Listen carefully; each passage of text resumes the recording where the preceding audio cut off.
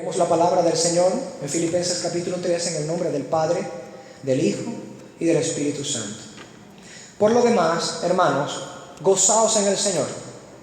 A mí no me es molesto el escribiros las mismas cosas, y para vosotros es seguro. Guardaos de los perros, guardaos de los malos obreros, guardaos de los mutiladores del cuerpo, porque nosotros somos la circuncisión, los que en espíritu servimos a Dios y nos gloriamos en Cristo Jesús, no teniendo confianza en la carne. Aunque yo tengo también de qué confiar en la carne. Si alguno piensa que tiene de qué confiar en la carne, yo más, circuncidado al 8º día, del linaje de Israel, de la tribu de Benjamín, hebreo de hebreos, en cuanto a la ley, fariseo, en cuanto a celo, perseguidor de la iglesia, en cuanto a la justicia que es en la ley, irreprensible. Pero cuantas cosas eran para mí ganancia, las he estimado como pérdida por amor de Cristo. Y ciertamente aún estimo todas las cosas como pérdida por la excelencia del conocimiento de Cristo Jesús, mi Señor, por amor del cual lo he perdido todo y lo tengo por basura para ganar a Cristo y ser hallado en Él, no teniendo mi propia justicia, que es por la ley, sino la que es por la fe de Cristo, la justicia que es de Dios por la fe, a fin de conocerle y el poder de su resurrección y la participación de sus padecimientos, llegando a ser semejante a Él en su muerte, si en alguna manera llegase a la resurrección de entre los muertos. No que lo haya alcanzado ya, ni que ya sea perfecto, sino que prosigo por ver si logro asir aquello para lo cual fui también asido por Cristo Jesús. Hermanos, yo mismo no pretendo haberlo ya alcanzado, pero una cosa hago, olvidando ciertamente lo que queda atrás y extendiéndome a lo que está delante, prosigo a la meta, al premio del supremo llamamiento de Dios en Cristo Jesús. Así que todos los que somos perfectos, esto mismo sintamos, y si otra cosa sentís, esto también os lo revelará Dios. Pero en aquello a que hemos llegado, sigamos una misma regla, sintamos una misma cosa. Bendita sea la palabra del Señor. Amado Padre, bendito Dios, Rey nuestro, Señor y Creador de nuestras vidas, sustentador de todo lo que somos y tenemos. A ti elevamos nuestro ruego y oración en Cristo Jesús, en nombre de Él, tu Hijo amado. Amado Padre, rogamos, Señor, nuestros ruegos particulares del día del Señor, esos ruegos específicos sin los cuales no queremos adentrarnos a este espacio tan especial de tu servicio, la proclamación de tu palabra. Queremos rogarte primeramente que nuestros corazones puedan estar dispuestos y nuestros oídos puedan ser dóciles a recibir tu palabra.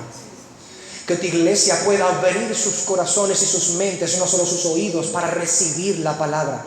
Es más, como está escrito, abre nuestros corazones para recibir tu palabra. Danos entendimiento y viviremos. Ilumina los ojos de nuestro entendimiento con la luz de tu palabra, pues la exposición de ella alumbra los ojos del entendimiento. Sí, da entendimiento a los simples. Rogamos tu sabiduría por medio de la exposición de tu palabra. Pero rogamos en segundo lugar, y también muy importante, que mi propia persona como expositor de tu palabra no se desvíe ni a derecha ni a izquierda, ni a diestra ni a siniestra, sino que rectamente interprete tu palabra y que de ella pueda escarbar, Señor, y los tesoros de la riqueza, de la sabiduría tuya puedan ser sacados para poder compartir tu iglesia, tu sabiduría. Permite, Señor, que no me desvíe. Reprende mi vida. Que como ministro me sujete a tu palabra, sea fiel a ella para exponerla como debe ser expuesta, Señor. Ayúdame, Señor, a unirme a las voces de los ministros pasados, que generación tras generación se han mantenido enseñando una misma verdad. No quiero enseñar algo nuevo, Señor. No quiero traer una doctrina novedosa. Quiero traer lo mismo que la iglesia ha sostenido generación tras generación, siglo tras siglo, milenio tras milenio. Tu verdad, la verdad de tu palabra. No queremos, Señor, no queremos una nueva doctrina. Queremos la misma, la de tu palabra. Y queremos todos sentir esta misma cosa, entender todos la misma cosa, hablar todos el mismo lenguaje, estar unificados en un mismo criterio y pensamiento. Eso es lo que deseamos, Señor. Por eso te rogamos encarecidamente, danos oídos susceptibles a tu voz, corazones sensibles a tu voz, y permite que mi persona pueda predicar con denuedo, pero con precisión, con fidelidad a tu palabra. No quiero predicar sin tu unción, Espíritu Santo. Unge mi predicación. Sí, te lo ruego, que sea ungida mi predicación por tu Santo Espíritu, y que penetre hasta partir el alma y el espíritu, y que rompa entre las intenciones y pensamientos del corazón. Que así sea tu palabra, penetrando en nosotros para demoler, para destruir todo aquel argumento que se levante en contra de tu verdad, y todos nuestros pensamientos sean llevados cautivos a la obediencia en Cristo Jesús. Esto rogamos, Señor, por cada uno de nosotros, incluyéndome, por supuesto, para que tu nombre sea glorificado sobre tu pueblo, Señor, y que a tu pueblo sea tu bendición. Enos aquí, Señor, derrama tus bendiciones sobre nosotros. Somos tu pueblo. Derrama tus bendiciones, las bendiciones de tu palabra, los estímulos, las exhortaciones, sí, las reprensiones también, el ánimo, todo, Señor, la edificación, todo lo que de ella puedes obtenerse, Señor, todo ese manantial que no para de brotar riquezas de sabiduría, de inteligencia, de discernimiento, de ciencia, de intuición de la sabiduría. Todas estas cosas, Señor, queremos gustar de ella. Como está escrito en el libro de Proverbios, Señor, haznos gustar de los manjares que ha preparado la sabiduría.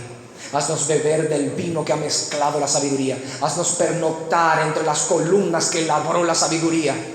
Permítenos tener comunión con la sabiduría, con Cristo, que es sabiduría de Dios y poder de Dios, tu Hijo. Haznos tener comunión real con Él. No solo tener información de Él, conocerle verdaderamente. Esto te rogamos en nombre precisamente de Cristo Jesús, por cuyos méritos nos presentamos delante de ti. No se nos ocurre, Señor, presentarnos en nuestros propios méritos, que son ningunos. Gracias, Señor, por Cristo Jesús. Gracias. Amén.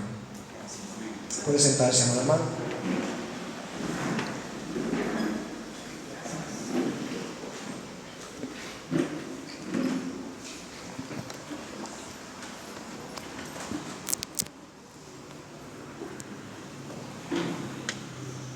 En el transcurso de nuestra exposición de la carta de Pablo a los filipenses, esta maravillosa carta, en la cual sin duda, aunque como estudiante de ella y maestro he podido sacar mucho provecho, admito que hay mucho más en las Escrituras, hay mucho más en esta carta de lo que este pobre servidor ha podido sacar. Siempre habrá más. La palabra del Señor es una fuente inagotable de sabiduría, a la cual el hombre, pues, valga la redundancia porque es justa y necesaria, no puede agotar. El hombre no la puede acabar. Por más intelectual que sea un hombre, por más sabiduría que tenga de parte de Dios, la sabiduría de Dios nunca se agota. Por eso la Escritura es un manantial inagotable de sabiduría. Pero ciertamente los ministros tenemos el deber de aplicarnos a la palabra del Señor para sacar de ella la mayor cantidad de sabiduría posible para alimentar al pueblo de Dios.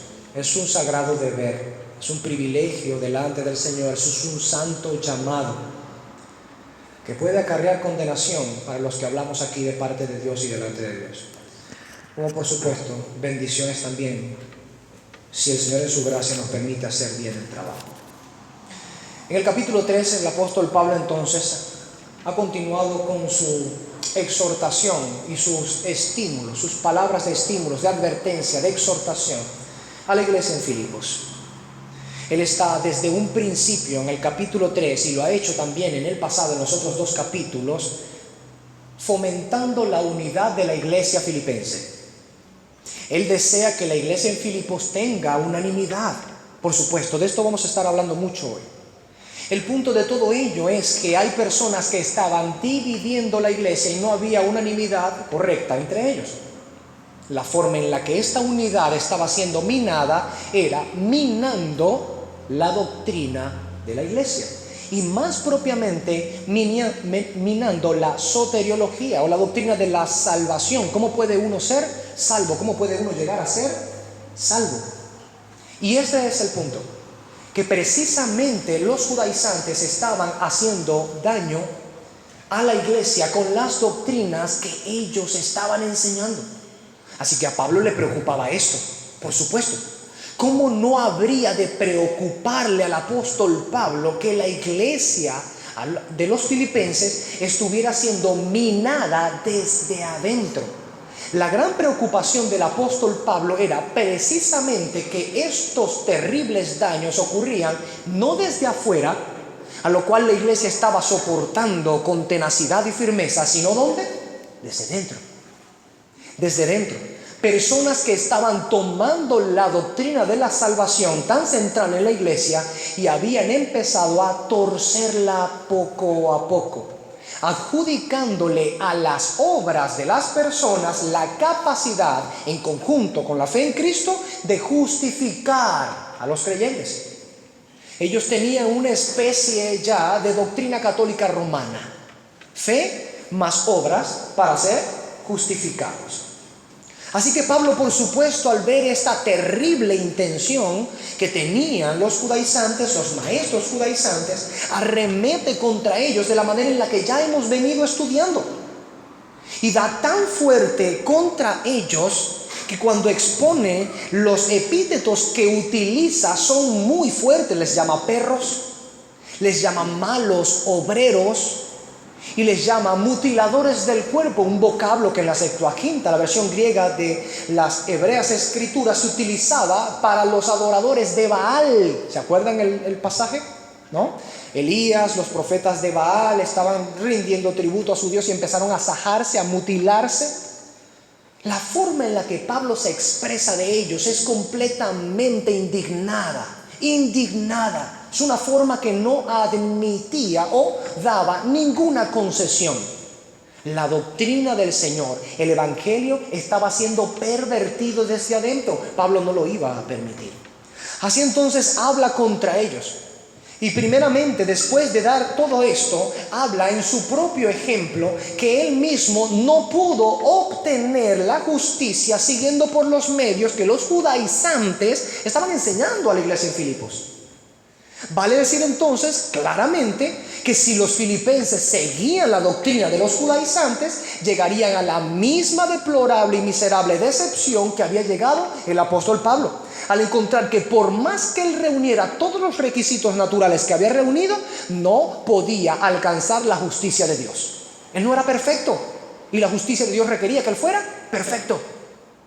Así entonces Pablo se rindió a la justicia de Dios, que es por la fe en Cristo Jesús. Pablo, entendiendo que los judaizantes desviaban la atención de la justicia de Dios por la fe en Cristo nada más, arremete contra la doctrina de ellos y contra ellos mismos, vale acotar también. De hecho, en su carta a los Gálatas, iglesia en la cual también había un problema con los judaizantes, en Galacia les dice: ojalá se mutilasen los que os perturban. Es una forma muy dura de hablar. Pero tiene razón el apóstol Pablo al hablar de esta manera. ¿Por qué? Porque ellos estaban desvirtuando el camino de la salvación. Y como veremos en el transcurso de la predicación, cuando nosotros desfiguramos el evangelio, ¿quién puede llegar a ser salvo? Si el evangelio es poder de salvación a todo aquel que cree, si el evangelio es desfigurado, nadie puede alcanzar la salvación, pues no sería el camino recto que conduce a la salvación. Este era el peligro que corría la iglesia en Filipos. Y esta era precisamente la pasión con la cual escribía el apóstol Pablo, sabiendo que había recibido una información fidedigna de parte de Epafrodito, el primer obispo de la iglesia en Filipos. Así entonces, al recibir toda esta información, encarga esta carta que va de vuelta con Epafroditos, con toda esta advertencia, con todos estos ejemplos, con todos estos llamados de atención, represiones, estímulos, exhortaciones, porque deseaba que la iglesia en Filipos entendiera una cosa: fuera de Cristo hay condenación. Y si pretendes tener a Cristo y lo sumas con tus obras para la salvación, tendrás condenación igualmente, porque estás dando por insuficiente la obra de Cristo. Entonces, en este punto el apóstol Pablo termina, que fue el versículo que estuvimos estudiando la semana pasada, alentando a la iglesia a saber y practicar que después de ser justificado por la fe, viene el camino de la obediencia al Señor. Una santificación progresiva, que no había de confundirse las dos cosas, que por la mera y sola fe somos justificados. Pero luego de ser justificados, como dice Romanos 6:22, viene entonces producto o fruto de la justificación, la santificación. Y es allí cuando él dice, entonces yo ahora prosigo a la meta, al premio del supremo llamamiento de Dios en Cristo Jesús. Y da por supuesto un tenor de imágenes alusivas a las carreras pedestres, cuando van corriendo aquellos atletas tratando de extendiéndose, de llegar a la cinta, llegar primero al premio. Ese es el esfuerzo que tiene un creyente en Jesucristo, no para obtener la salvación, sino para aferrarse más a Cristo, porque Cristo ya lo ha sido, como vimos en las predicaciones pasadas. Entonces, al llegar hasta este punto, el apóstol Pablo prosigue, que es el versículo del día de hoy, el número 15, dice, así que todos los que somos perfectos, esto mismo sintamos, y si otra cosa sentís, esto también os lo revelará el Señor Dios. Ahora, vamos precisamente a este punto. Vamos a clasificar o a poner paréntesis en nuestro texto para ir por parte. La primera sentencia que estudiaremos es la expresión, así que todos los que somos perfectos, esto mismo sintamos. Allí nos detenemos primeramente. Ya nosotros sabemos que Pablo va dando toques finales a sus argumentos contra los judaizantes. De hecho, y al término de nuestra predicación el día de hoy, lo que viene más adelante va a ser ahora una advertencia y un arremetimiento contra los sensuales. Otro grupo de personas que tienen vamos a decirlo así, otro tipo de doctrinas con las que le estaban haciendo daño a la iglesia, los sensitivos, los que estaban basados en la experiencia, en el gusto, en el placer, en lo sensorial, son sensuales, pero ya veremos eso más adelante. Pero él va finalizando los argumentos contra los judaizantes, y en términos de culminar con ello, va haciendo un llamado nuevamente a la unidad. Hemos visto entonces, en el breve resumen introductorio que di, que el apóstol Pablo ya estaba llamando a la unidad de la iglesia desde que comenzó la carta, porque sabía que los judaizantes y otros pequeños grupos con doctrinas extrañas estaban pululando en medio de la iglesia y fracturando desde dentro la unidad de la iglesia. Así que se aproxima nuevamente a hacer otro llamado a la unidad. Lo ha hecho implícitamente por toda la carta hasta el momento, pero lo ha hecho explícitamente al menos 3 veces, una en el capítulo 1, otra en el capítulo 2 y otra en este mismo capítulo, el que estamos estudiando. Entonces el llamado es precisamente a que la iglesia pueda unificarse en criterio. Y eso es importante, porque la unidad, como veremos más adelante, es importante. Pero hay algo que está en el corazón del apóstol Pablo, que esa unidad no se debe procurar violando la palabra del Señor. Por eso el texto comienza diciendo, así que. ¿Qué significa así que? Así que es un conectivo de que lo que ha dicho anteriormente tiene mucho que ver con lo que ahora va a decir. Básicamente está diciendo, por tanto esto, entonces ahora esto otro. Por tanto lo que he dicho en el versículo 14, ahora entonces lo que digo en el versículo 15. Es para que entendamos qué valor tiene ese conectivo allí. Tiene un valor de consecuencia lógica. Es decir, si todo esto que les he dicho es cierto, y sabemos que es cierto porque el Espíritu de Dios estaba hablando por medio de él, si todo esto que he dicho es cierto, entonces ahora lo que debe hacerse es esto. ¿Se entiende? Esa es la intención con la cual él dice, así que, y comienza a hablar. Ahora, en ese contexto dice, así que todos los que somos perfectos sigamos una misma regla. Vamos a detenernos un momento en todos los que somos perfectos. Pareciera que hubiese como una especie de contradicción, ¿verdad? Al menos si leemos muy superficialmente y de buenas a primera, pudiera alguien pensar que hay una contradicción aquí. ¿Por qué? Porque dice en el versículo 15, todos los que somos perfectos. Pero en el versículo 12, él dice, no que lo haya alcanzado ya, ni que ya sea perfecto. Caramba, Pablo, han pasado 2 versículos, 3 versículos y ya te estás contradiciendo. No, hermanos, no hay contradicción en la palabra del Señor. Y la forma de entenderlo mejor es precisamente yéndonos al significado de la palabra original. Esto nos ayudará mucho. Recordemos que la Biblia no fue escrita directamente en nuestro idioma, sino que en sus idiomas originales. Y por ende, en las traducciones, muchas veces necesitaremos la ayuda de revisar los vocablos en el original para saber a qué están haciendo referencia realmente, para que no choque en nuestra mente la palabra del Señor. Porque puede estar usted seguro de algo: la Biblia no tiene contradicción. La suma de tu palabra es verdad, dice el Salmo 119. La suma de tu palabra es verdad, y la verdad no puede tener error. Es infalible, es inerrante. ¿Amén?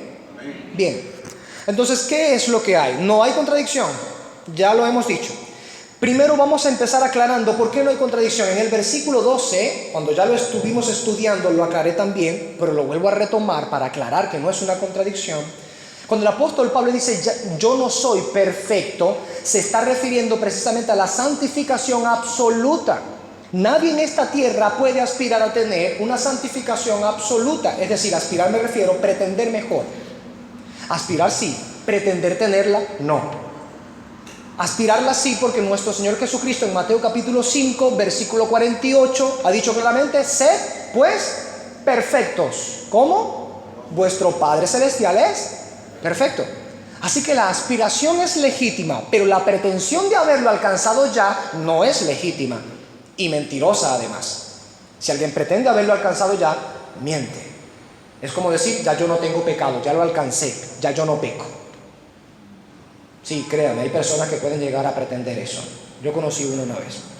Ahora, el punto de este versículo es más bien otro. El sentido que se le da al vocablo que utiliza el apóstol Pablo aquí, teleioi, ese vocablo significa también, entre otros significados, madurez, completitud de pensamiento, de razonamiento. Alguien que ha llegado a alcanzar entendimiento de aquello de lo cual se está hablando, del tema del que se está tratando. Ahora, este es precisamente el punto. Este vocablo tiene en su significancia el vocablo también, el significado de madurez. Pablo hace referencia a ser maduros con esto. Es el mismo uso que, por cierto, vamos a ir a 1 Corintios capítulo 14, es el mismo uso que él da a ese vocablo en 1 Corintios capítulo 14, lo vamos a ver aquí. Es el mismo vocablo y veremos cómo es colocado aquí, 14:20. Dice, fíjense, hermanos, no seáis niños en el modo de pensar, sino sed niños en la malicia, pero maduros en el modo de pensar. ¿Cuál cree usted que sea el vocablo teleioi allí? Maduros. El mismo vocablo que estamos estudiando ahorita. Vamos a volver a Filipenses 3, en el versículo 15. Entonces Pablo lo que está haciendo referencia en este contexto es a la madurez cristiana.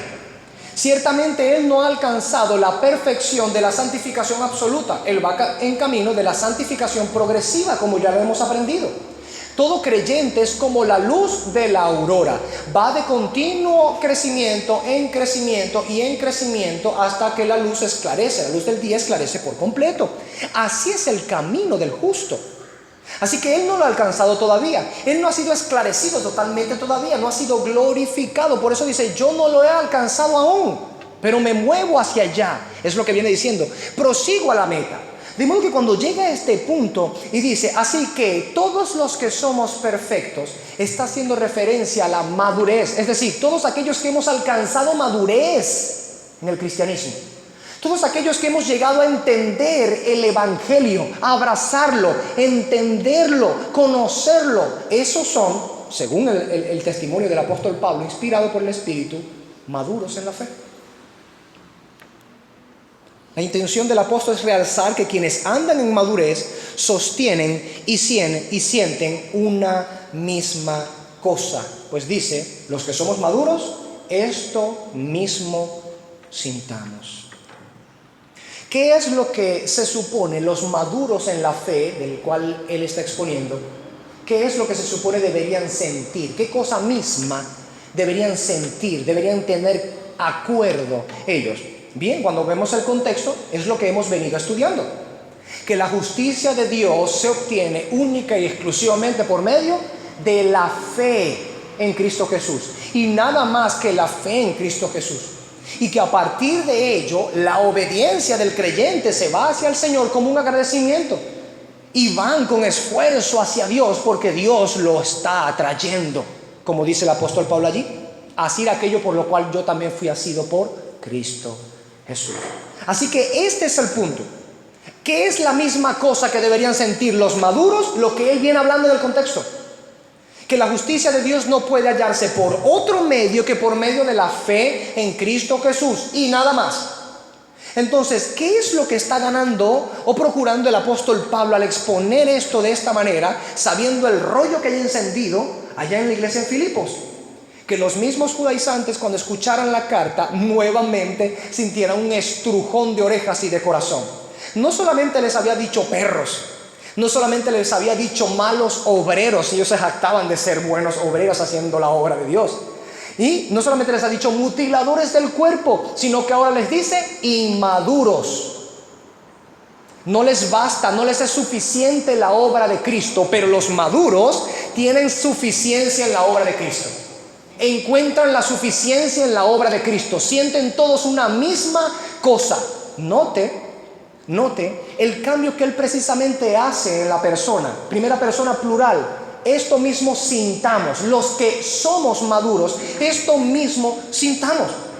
Pablo no estaba alardeando de madurez, sino que estaba incluyéndose en lo que es correcto. ¿Para qué querría él dejarse por fuera en lo que es correcto? Él se incluye en lo que es correcto. Los que somos maduros sintamos esta misma cosa. Pablo no tenía ningún deseo de sentir una cosa distinta a lo que el evangelio de la gracia salvífica del Señor, por la fe en Cristo, enseñaba. Así entonces, con este golpe, estaba intentando nuevamente, y seguramente lo logró, noquear la doctrina de los judaizantes. Sí, esto también es un insulto. No debería extrañarnos. Pablo insultó más de una vez a muchos herejes. Cristo mismo, con solo leer Mateo capítulo 23, encontraremos no menos de 11 insultos de la bendita boca del Señor contra los fariseos, los escribas, porque eran falsos maestros, porque torcían el camino del Señor. Y cuando alguien tuerce el camino del Señor, ¿cómo alguien puede acercarse a Dios? ¿Alguna vez alguien aquí ha hecho senderismo? ¿Alguna vez alguien se ha metido en la selva, en la jungla, o ha hecho senderismo en montañas? ¿Le ha pasado alguna vez que tienen, digamos así, ya el camino ya más o menos ¿no? conocido, y de repente llega un momento, un lugar que alguien hizo una pica para allá, otra pica para allá y otra pica, y usted se queda aquí, ah caramba, ¿y aquí por dónde es? A mí una vez me sucedió. Era más o menos la 1 de la mañana, andábamos de cacería, estábamos en la selva, y el guía que teníamos se confundió porque hicieron una nueva pica. Y agarramos esa pica. Media hora después llegamos al mismo lugar. ¿Qué hacemos aquí? Ya deberíamos haber salido de la selva. Y llegamos al mismo lugar. ¿Por qué? Una desviación del camino. Y tomamos ese camino pensando que era el camino correcto. ¿Me entiende? Y regresamos al mismo lugar. Hicimos eso una segunda vez. Y la tercera tuvimos que confiar en el instinto y decir, creo que ya no podemos seguir por este camino. Vamos a arriesgarnos por este. Y terminamos saliendo de la jungla. Sí. Pero este es el punto. Vuelvo a la realidad de este texto. El apóstol Pablo, cuando habla de esto y habla tan fieramente contra la doctrina judaizante, era porque él sabe que cuando la doctrina es torcida, el camino es desviado. Y las doctrinas de los judaizantes estaban desviando el camino, les hacían volver a quedar en el mismo sitio una y otra y otra y otra vez. No avanzarían hasta la meta, como él viene hablando. No llegarían al lugar que se supone estaban aspirando llegar. Eso es lo que logra la perversión de la doctrina. No importa si están todos unidos en ello. Lo veremos un poco más adelante. Entonces, cuando él dice que precisamente hay que sentir la misma cosa y que los maduros sienten la misma cosa, piensen la misma cosa, está hablando de que esa madurez incluso los va a llevar a unificarse en el Evangelio del Señor, en la palabra del Señor. Ahora, vamos también al significado de la palabra sintamos. Esta palabra ya la hemos tocado anteriormente, quiero refrescar nuevamente su significado porque es importante para este contexto. Quizá algunos de nosotros lo hayan olvidado, quizá algunos lo tengan en sus notas. El significado del vocablo sintamos, phronomen es el vocablo, involucra tanto los aspectos viscerales como cognitivos del pensamiento. Se refiere tanto al sentir internamente como al pensar y juzgar. Al menos eso según el Lexicon Thayer. Significando entonces procurar, sentir, pensar, juzgar, observar, dirigir la mente hacia, tener atención de o acerca de. Es lo que juzga Strong en este vocablo. De modo que Pablo está señalando que quienes participan de la madurez cristiana han de sentir, juzgar, pensar, procurar, dirigir la mente y tener atención de una misma cosa. Es importante.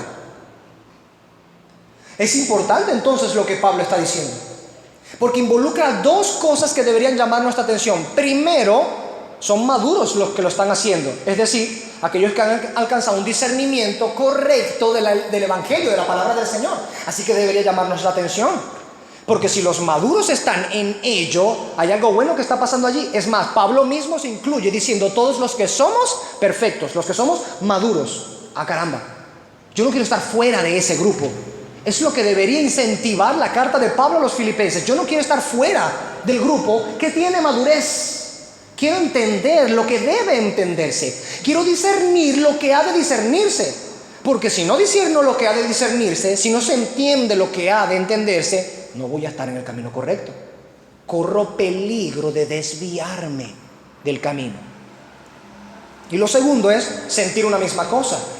Ya sabemos que no es nada más el sentimiento o el afecto, ¿sí? Que Pablo no está haciendo referencia a que si alguien te dijo algo y se te pararon los pelitos de la mano, sí, sentí la presencia, eso proviene de Dios. ¿Por qué? Se me pararon los pelitos del brazo. Chanfle. ¿No te parece que es un poco subjetiva esa forma de probar si algo es palabra de Dios o no? ¿Sentirías lo mismo en un concierto de Maná si te gusta Maná? ¿No es verdad? Pero Pablo no apunta a esto. El vocablo que utiliza Pablo, precisamente ese sentir, involucra el sistema cognitivo del hombre, su pensamiento, su razonamiento. Incluye tanto las vísceras como su pensamiento. Es racional, es un sentir analizado, juzgado, criticado. Sí, palabrita que le tiene tanta rabia el cristianismo moderno hoy. Ha sido criticado, analizado, juzgado, discernido, entendido, razonado. Eso significa phronomen. Puede buscar, puede corroborarlo si es verdad o no. Entonces, Pablo apunta nuevamente a la unidad. Es verdad, quiere que sintamos una misma cosa. Quiere que sientan una misma cosa, pero no donde cada uno, no es una unidad donde cada uno piense lo que le da la gana. Vamos a este punto ahora. Porque ha sucedido muchas veces que hay en ciertos grupos mucha cohesión, mucha unidad, están en un mismo espíritu, pero quieren hacer algo que es contrario a lo que Dios manda. Tienen mucha unidad, pero están desviados del camino. ¿De qué sirve que un grupo esté completamente unificado cuando tomaron la senda que dirige a la destrucción? ¿De qué sirve caminar unidos cuando se camina hacia el precipicio? Entonces la unidad que procura el apóstol Pablo no es una mera unidad per se o por sí misma, sino que una unidad que se base sobre aquello que es común a ellos, el evangelio que les fue predicado, la palabra del Señor. Veremos un poco más adelante esto con mayor atención. Entonces no es una unidad donde cada uno piense lo que le da la gana. Tampoco es una unidad como la del absurdo relativismo, ¿no? Cada cual coja por su camino y agárrense de las manos y vamos a ver hasta dónde llegamos. El relativismo no lleva a ninguna parte, al menos no una parte buena.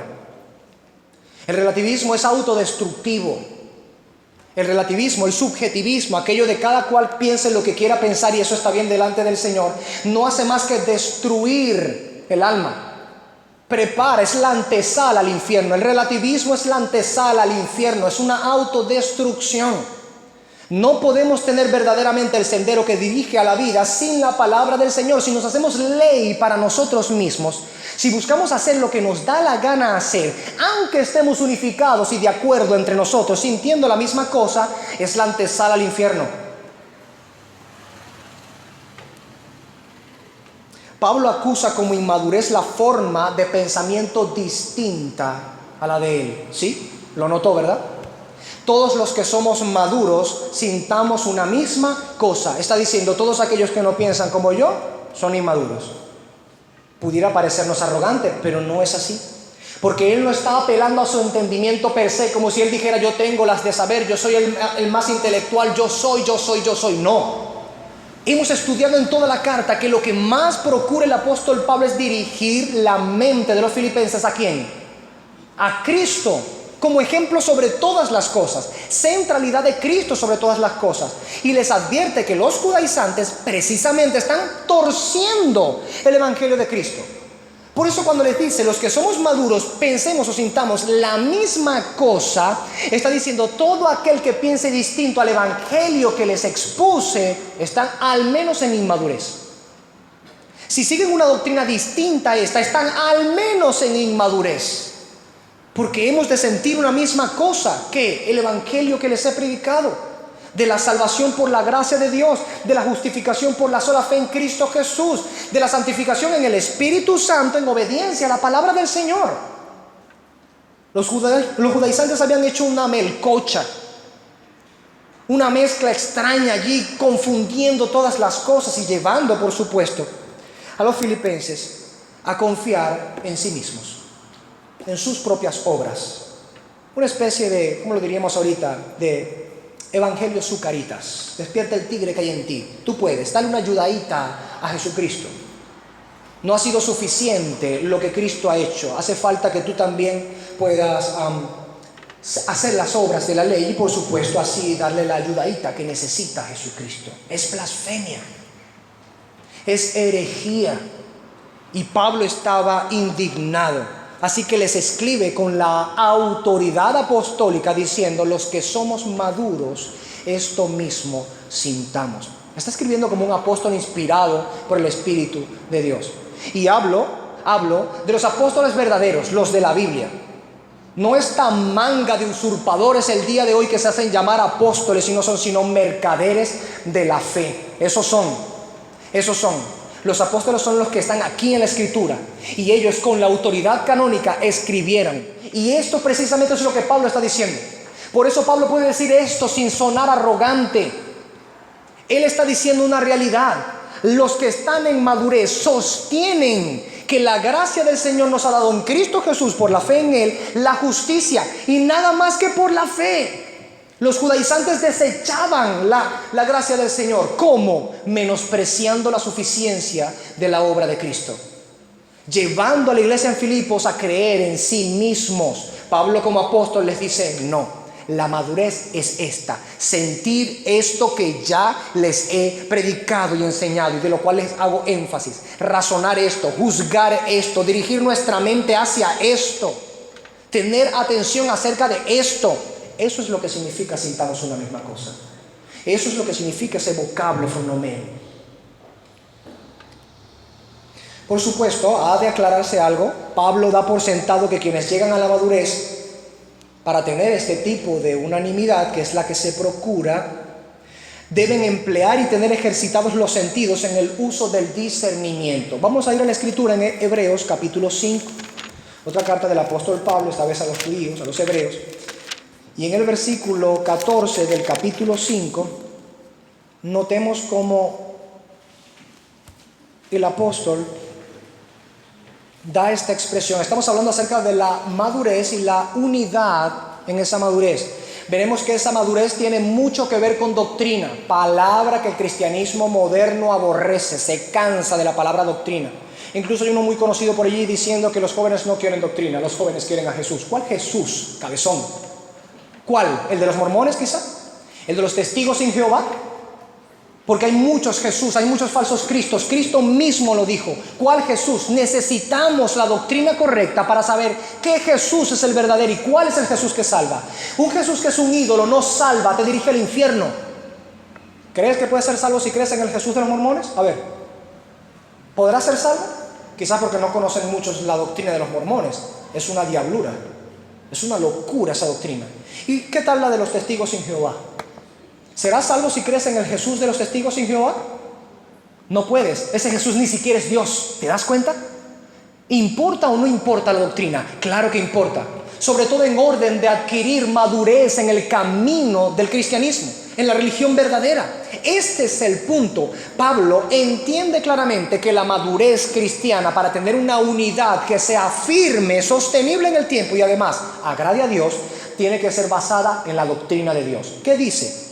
Hebreos 5:14 dice: pero el alimento sólido es para los que han alcanzado madurez, para los que por el uso tienen los sentidos ejercitados en el discernimiento del bien y del mal. No hay forma de huir de esto. Quienes quieren adquirir madurez en el camino cristiano tienen que entrenarse en el discernimiento. Tienen que aprender a discernir entre el bien y el mal. Es decir, los creyentes adquieren madurez por medio de entrenar ese discernimiento. Ellos deben aprender a concluir lógicamente a través de juzgar adecuadamente. ¿Escuchó lo que dije? El creyente debe aprender a concluir lógicamente a través de juzgar adecuadamente.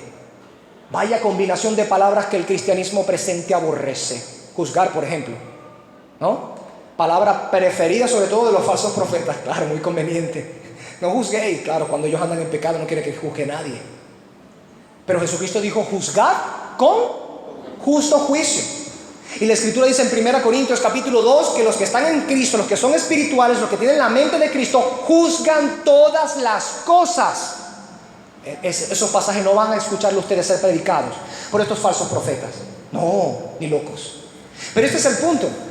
¿Por qué les digo esto? ¿Y qué tiene que ver con el texto que acabamos de leer? ¿Y qué tiene que ver con Filipenses capítulo 3, lo que estamos estudiando? Mucho. Porque esa perfección de la cual habla el apóstol Pablo, esa madurez se adquiere precisamente por el discernimiento. ¿Y qué tiene que ver eso con el juzgar? Mucho. El vocablo que Pablo utiliza ahí es diacrino y significa precisamente, entre otras cosas, juzgar. Sí, discernir implica juzgar. Y no puedes llegar a la madurez sin discernir. No puedes llegar a la madurez sin juzgar. Necesitamos aprender a juzgar. Lo que la Escritura condena no es el juicio per se, es el mal juicio. Es juzgar inadecuadamente, es juzgar mal. Fíjense, un creyente jamás llegará a la madurez si no aprende a juzgar todas las cosas con justo juicio y con la mente de Cristo. He citado el texto, pero vamos a ir a leerlo porque yo quiero que lo leamos. Para que no digan: el pastor dijo que estaba escrito y no lo leyó. Vamos a ir. 1 Corintios capítulo 2. Escrito está, para que podamos decirle amén y abrazarlo. Y si alguna duda había, tirarla al piso de una vez. Porque si está escrito y punto. Dice en el versículo 14 y hasta el 16. Tenemos allí, ¿verdad? Al final del capítulo, 14 al 16. Pero el hombre natural no percibe las cosas que son del Espíritu de Dios, porque para él son locura y no las puede entender. Se entiende, están muertos en delitos y pecados, porque se han de discernir espiritualmente, se han de juzgar espiritualmente. En cambio el espiritual, nótese que ya no estamos hablando ahora de los muertos en delitos y pecados, sino los que están vivos en Cristo Jesús. En cambio el espiritual, ¿qué hace? Nuevamente, ¿qué hace? Juzga todas las cosas, pero él no es juzgado de nadie, porque es espiritual, porque anda conforme a lo que el Espíritu de Dios inspiró. ¿Dónde está eso? La palabra de Dios. Porque ¿quién conoció la mente del Señor? ¿Quién le instruirá? Mas nosotros tenemos la mente de Cristo. Este es el medio por el cual un hombre puede ser facultado para juzgar con justo juicio todas las cosas. Ha sido renovado por el poder regenerador del Espíritu de Dios. Le ha sido dado nuevos afectos, nuevo norte, nueva mente, nueva forma de razonar. Ahora ama la palabra del Señor y quiere sujetar toda su vida a la palabra del Señor. Pero no queda descansando en que toda su vida y nada más que su vida sea transformada. Él empieza a juzgar todas las cosas a la par de la palabra del Señor.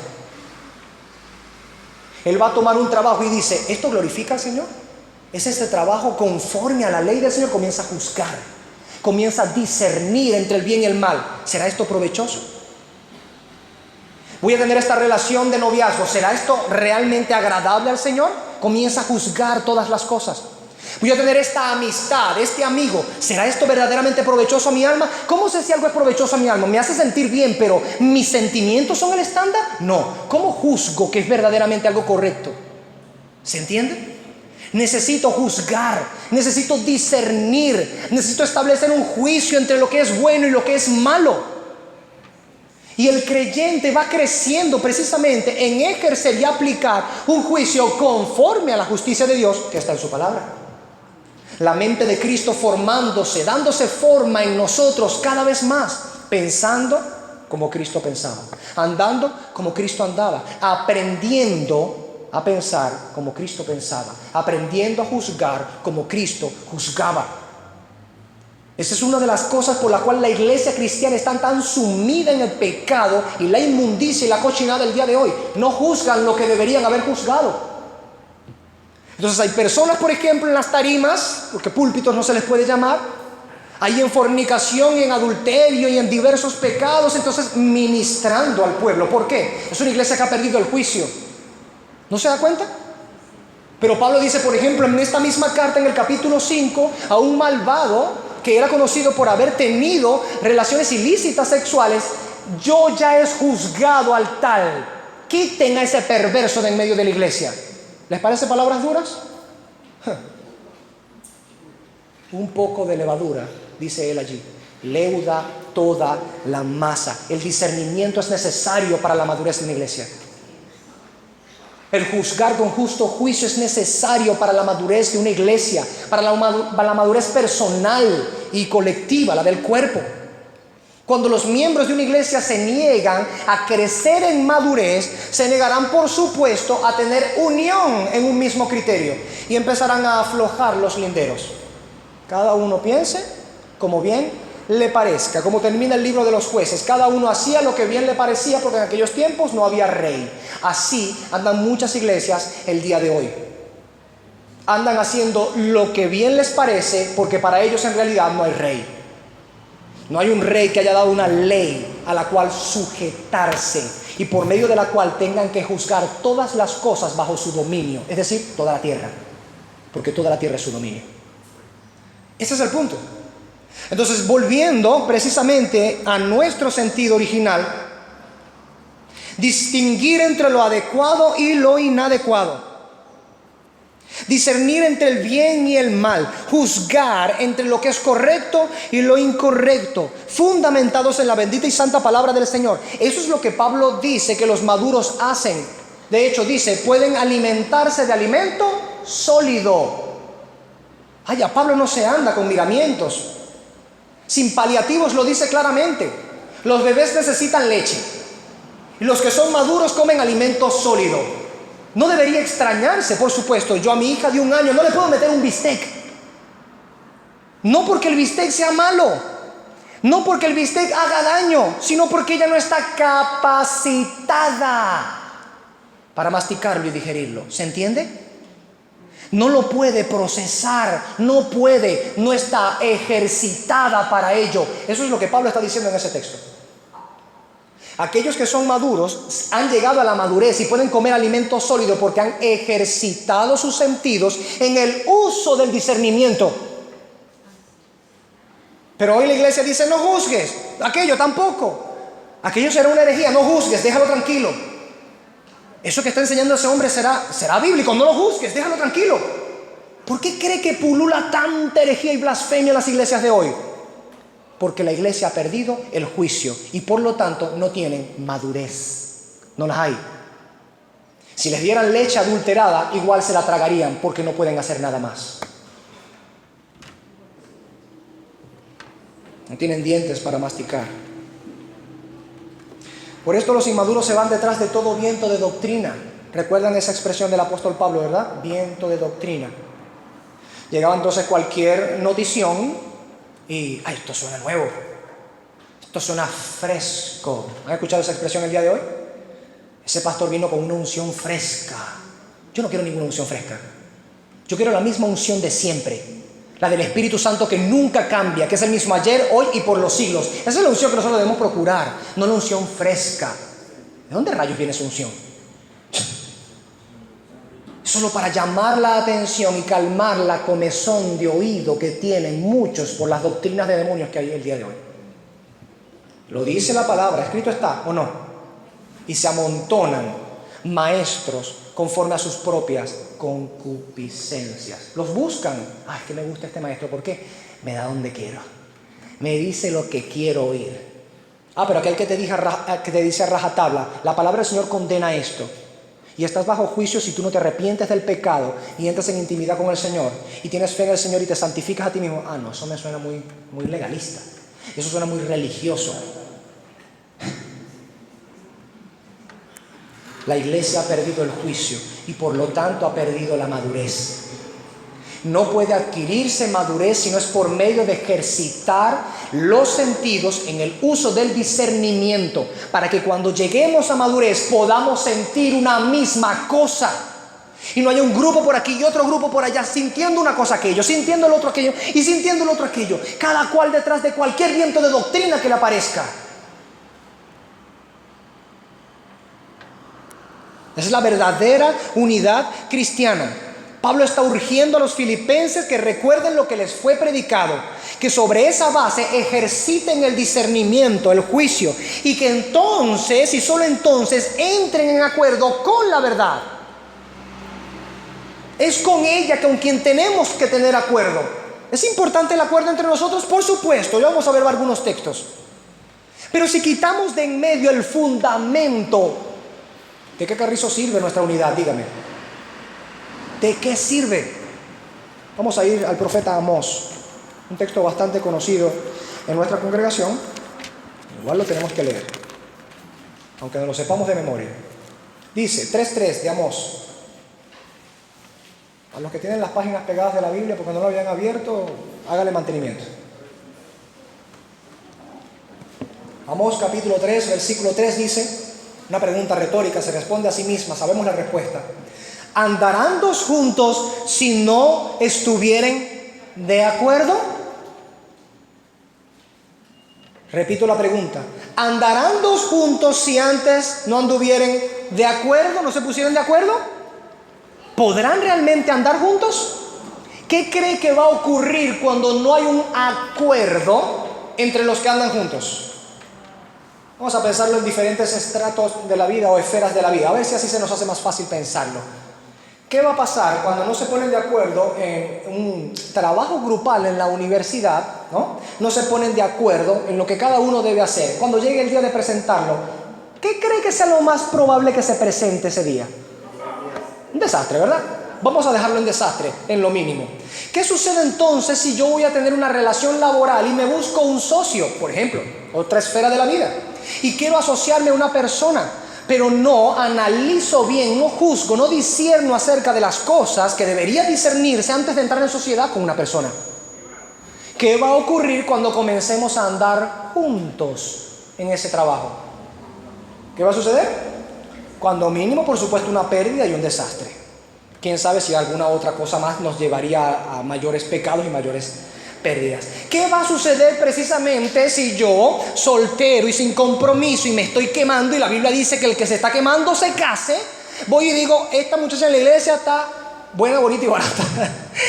Está bien como para mí. Y voy y me tiro al agua. ¿Por qué? Bueno, es cristiana, está en la iglesia, ya está, creo que es suficiente. O viceversa. Este muchacho, bueno, está en la iglesia, creo que tenemos la misma doctrina, ¿no? Estamos iguales. Y se lanza al agua. ¿Qué es lo más probable que ocurra 6 meses después? Quizás antes, no lo sé. ¿Qué cree que es lo más probable que ocurra con el matrimonio? Todas estas cosas son bien sabidas por nosotros. En la vida diaria vemos estos peligros. Muchas veces vemos que ocurren en las otras esferas de la vida y aledañas a nosotros, y vemos que está mal. Vemos que está mal. pero el principio radica precisamente en lo que Dios ha dicho. En lo que Dios ha dicho. No andarán dos juntos si antes no se ponen de acuerdo. Para que pueda haber la verdadera unidad, deben hablar un mismo idioma, deben tener un mismo fundamento, deben sentir una misma cosa. Eso es lo que Pablo le está increpando a los filipenses, exhortándoles, diciendo: mire, hay madurez en el Evangelio de Cristo. Quienes entienden el Evangelio tal cual les fue predicado han adquirido madurez y por lo tanto pueden unificarse en un mismo criterio. Esa es la unidad que verdaderamente Dios bendice. Mire esto, vamos a 1 Corintios capítulo 1. Nuevamente el apóstol Pablo, hablando acerca del tema hermoso que es la unidad del cuerpo de Cristo. 1 Corintios capítulo 1 versículo 10, el apóstol Pablo dice como sigue: os ruego pues, hermanos, por el nombre de nuestro Señor Jesucristo, es un ruego, y en el nombre de Cristo, mire cuán importante es para Pablo la unidad, que habléis todos una misma cosa, y que no haya entre vosotros divisiones, sino que estéis perfectamente unidos en una misma mente y un mismo parecer. Toma, confraternidad de pastores. Esas alianzas que se hacen, no importa lo que tú creas y no importa lo que yo crea, simplemente vamos a agarrarnos de las manos y vamos por el valle y por la pradera tomados de la mano corriendo. Absurdo. Esa no es la unidad de la cual la Escritura habla y cual Dios bendice. La unidad es una unidad verdadera sobre la base de un fundamento común y estable entre ambas partes. Entre las partes pues que conciertan o que procuran esa unidad. Si no hay un fundamento, esa unidad jamás podrá permanecer. Pablo lo sabe. Pablo lo sabe. Por eso precisamente dice: los que somos maduros, sintamos una misma cosa. Estarán los inmaduros que cogerán por cualquier viento de doctrina que les plazca. Querrán creer lo que les dé la gana creer. Pero el que tiene madurez buscará tener una misma cosa y que esa misma cosa sea conforme a la misma regla de la Escritura. Como veremos ahora. El apóstol Pablo continúa. Vamos a Filipenses capítulo 3 nuevamente. Ok, ya llevamos casi una hora y vamos por la mitad del versículo. Gloria a Dios. El apóstol Pablo continúa y dice: gloria a Cristo. Y si otra cosa sentís, esto también os lo revelará Dios. Vamos a hablar un poco acerca de ello ahora. Si otra cosa sentís, esto también os lo revelará Dios. El apóstol Pablo sabe que a pesar de todo lo que le ha enseñado, porque él fue el que plantó, por supuesto, la iglesia de Filipos. Recuerda la primera predicación en esta carta, ¿verdad? ¿Cuánto fue? 6 meses. Él fue el que plantó la iglesia en Filipos junto con sus compañeros, sus colaboradores. Luego, por supuesto, colocó al primer obispo allí, Epafrodito, según la tradición cristiana. Fue él quien lo colocó. Epafrodito, quien le estaba llevando la ofrenda, según la carta, le estaba llevando la ofrenda a Pablo. Fue Pablo quien colocó, junto con el presbiterio, impuso sus manos para colocar a Epafrodito como anciano, como pastor, como obispo en la iglesia. Había estado en constante comunicación con ellos por los mensajeros que iban y venían para tener información de ellos. Y ahora le estaba enviando una carta porque sabía que estaban en problemas. El apóstol Pablo estaba muy enterado del avance o de las falencias de la iglesia en Filipos. Pero ¿cuál es el punto? Que él sabe que muchos dentro pudieran, o algunos, pudieran sencillamente diferir del apóstol Pablo. ¿Sabe, no? Los seres humanos tenemos pensamiento, tenemos raciocinio. Y muchas veces solemos sencillamente disentir o diferir del pensamiento de otro. Ahora, en cierto sentido y en algunos aspectos o contextos, esto no es dañino, pero permítame decirles esto. En este contexto era dañino diferir del apóstol Pablo. Porque el apóstol Pablo estaba escribiendo inspirado por el Espíritu de Dios, enseñando el camino de la salvación, la gracia del Señor por medio de la fe en Jesucristo. Tuerce eso y estás torciendo el camino de Dios a la salvación. Ya no es un asunto de mera opinión que puedes tú sencillamente permanecer con tu opinión y dejar a Pablo con la suya. Si tú no estás en la misma opinión, entre comillas, del apóstol Pablo, te has desviado del camino que lleva a la salvación. ¿Entienden? Este es el peligro. Aleluya. Al menos no fue un teléfono de nosotros. Gloria a Dios. Entonces, pudiera ser que alguien pensara que Pablo no es el único, pues. Ya está.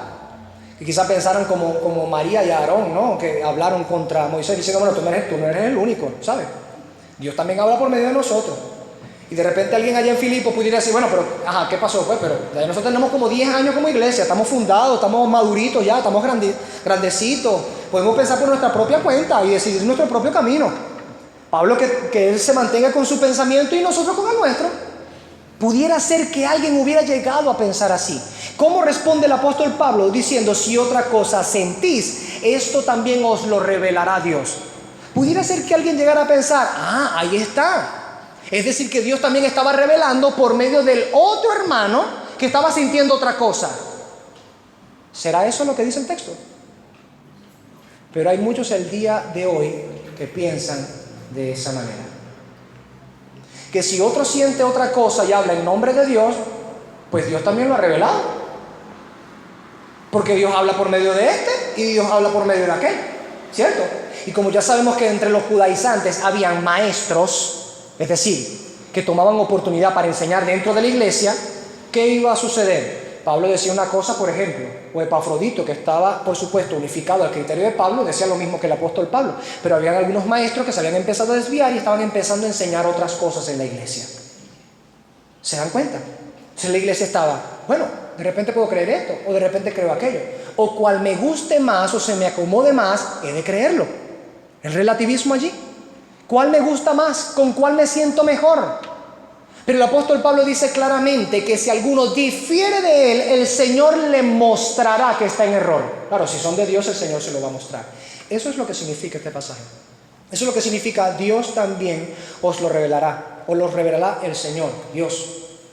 No significa que Dios también estaría hablando por medio del otro que disentió, que estaba en diferencia con el apóstol Pablo, sino que el apóstol Pablo estaba tan completamente convencido que lo que hablaba era de parte del Señor, que Cristo mismo se lo había enseñado, como él dice en una de sus cartas, que directamente Cristo lo adoctrinó acerca de esto, que él sencillamente decía, cualquiera que difiera de esto, bueno, Dios le tendrá que hacer ver su error. Está en error. Él no está apoyándose en su propia autoridad, aunque pudiera utilizarla como apóstol, viendo resucitado a Cristo y siendo enseñado por Cristo, un apóstol del Señor. Él ni siquiera se está apoyando en su autoridad, se está apoyando en la autoridad de lo que Cristo enseñó, su evangelio, autorizado por la palabra del Señor. Por eso es tan firme su convicción. Está convencido, está comprobado por las Escrituras. Cristo mismo lo comprobó con su vida y ministerio. Si entonces esta diferencia ocurre, Dios se encargará de mostrar ese error del que piensa de esa manera. Le hará entender lo que Él les ha enseñado. De modo que cuando Pablo afirma, esto también os lo revelará el Señor, no está diciendo, como algunos indoctos tuercen, que cualquier otra cosa que los demás pienses lo habrá revelado el Señor, abriendo así la puerta a un nocivo palabrerío profético, un relativismo profético, donde cualquier cosa que cualquier persona diga es revelación del Señor. No, note cómo el apóstol Pablo es tan fijo, tan tajante en sus palabras. Dice, no, cualquiera que difiera de esto, el Señor le hará ver su error. ¿Se da cuenta que Pablo no comulga con el espíritu relativista de la época? Con ese subjetivismo profético que hay en las iglesias de hoy. Este profetiza una cosa, este otro profetiza otra cosa, aquel profetiza otra cosa, pero agárrense de las manos, vámonos. No hay problema, unidad. ¿Cuál unidad? ¿Sobre cuál fundamento? ¿Cuál es la base de esa supuesta unidad? Cuando cada cual jala por su propio camino y los caminos que tienen son torcidos. Una unidad, ¿sobre cuál base? Y una unidad, ¿con cuál objetivo o cuál fin? A lo que el apóstol Pablo se refiere entonces es a que cualquiera que haya diferido de él en este punto tendrá que arreglárselas con Dios. Dios se lo mostrará. Es más, permítame leerle el mismo texto que acabamos de leer, pero lo voy a leer en dos versiones. A ver, creo que la tengo por acá. Filipenses capítulo 3. Buena hora para cargar. Filipenses capítulo 3 versículo 15. Vamos a verlo en la versión nueva traducción viviente. Y creo que también tengo la versión en latín. Bueno, no quiero abrir.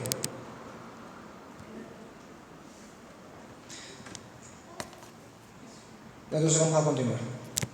Lamentablemente no la abre. Pero es el mismo. Pueden buscarlo en la NTV, la nueva traducción viviente. Algunos de ustedes quizás la tengan a ver, permíteme, la tienes allí. Ven. Gracias. Dice que todos los que son espiritualmente maduros, ahí está el vocablo del que estamos hablando, estén de acuerdo en estas cosas. De acuerdo, ¿se ve? Sentir una misma cosa. Estén de acuerdo en estas cosas. Si ustedes difieren en algún punto, es decir, si sentís otra cosa, estoy seguro que Dios se lo hará entender. Pablo le está diciendo, bueno, está bien, siga su camino y usted crea lo suyo y yo creo lo mío y guardamos la paz y guardamos la armonía dentro del cuerpo de Cristo. ¿A qué precio? ¿A qué precio? No puede mantenerse una paz o una unidad a precio o en detrimento de la verdad. No es un precio justo, hermanos, porque eso sería una unión que llevaría a la destrucción. ¿Estaríamos bien unidos? Sí, pero ¿a qué precio? ¿Y cuáles serán las consecuencias de estar unidos sobre un fundamento que Dios aborrece o que es contrario a la palabra del Señor? Por ejemplo, y pudiéramos tomar muchísimos ejemplos, pero imagínense, hay naciones que se han unificado básicamente, al menos la mayoría, en criterio para legalizar el aborto. ¿Están unidos o no? El parlamento en mayoría de repente vota y el aborto se legaliza. ¿Significa que está bien delante del Señor porque los que representan al pueblo en el parlamento, la mayoría de ellos se puso de acuerdo y tuvieron un mismo sentir y un mismo pensar y hablaron una misma cosa? ¿Agrada a Dios el aborto porque se pusieron de acuerdo? Claro que no. Y si hablamos del matrimonio, disque matrimonio, la unión homosexual, ¿será que Dios entonces sí está de acuerdo porque, por ejemplo, no solo el parlamento, sino que algunas apóstatas iglesias se ponen de acuerdo para poner a ministrar homosexuales y casar personas de un mismo sexo? Casar entre comillas. Entonces ahora a Dios sí le agrada el asunto porque las iglesias se están poniendo de acuerdo en ello, porque tienen un mismo sentir y un mismo pensar.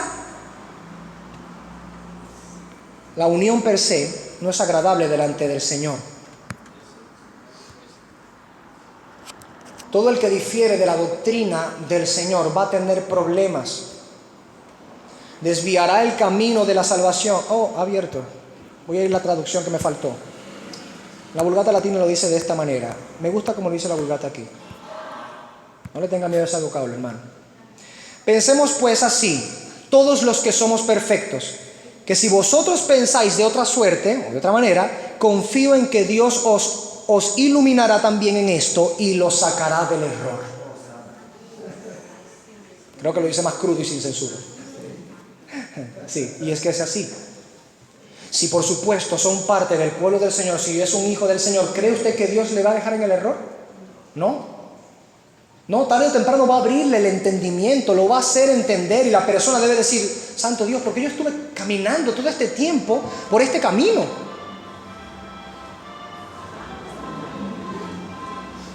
Ay, Señor. Volvamos a lo que nos da provecho. Pablo está completamente convencido de que lo que enseña procede del Espíritu Santo. Lo ha demostrado por medio de las Escrituras. Se le enseñó Cristo directamente. Tuvo la corroboración de los apóstoles cuando él subió a Jerusalén y se dieron la diestra en señal de amistad, de tener el mismo criterio, la misma mente. Y él se dirigió a los gentiles mientras los 12 se dirigían a la dispersión de los judíos. Entonces, ¿qué tenía?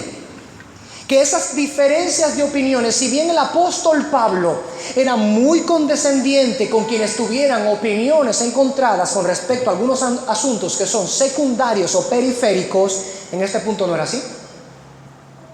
Por ejemplo, vamos a ir rápidamente a Romanos capítulo 14. En Romanos capítulo 14, en el primer versículo, vemos allí el carácter de Pablo, ecléctico, ecuánime, en tratar de mantener la paz entre partes que difieren en opinión de un asunto que es secundario. Mire, dice, recibid al débil en la fe, pero no para contender sobre opiniones. Es decir, aquí las opiniones no van a hacer mucho, Porque uno cree que se ha de comer de todo. Otro que es débil come legumbres. El que come no menosprecia al que no come. Y el que no come no juzgue al que come, porque Dios le ha recibido. Con todo y esto, que el apóstol Pablo permite diferir en el asunto de la comida, establece patrones. Es más, él mismo muestra allí diciendo: el que es débil come legumbres. Ya sabemos en qué posición estaba el apóstol Pablo, ¿cierto? Aun cuando da lugar a la diferencia, no significa que no haya algo que colocar como firme. ¿Soportaremos a los débiles si ellos quieren en su conciencia comer únicamente legumbres? Bien. Cada vez que me salga un asado yo voy a ir. Cada vez que salga una parrilla yo sí voy a ir. Eso es decir, acoplándolo a este tiempo. Entonces, este apóstol Pablo, que era ecuánime, que era ecléctico, que era irénico con respecto a las diferencias de opinión, no se comporta de la misma manera con los judaizantes. ¿Se da cuenta?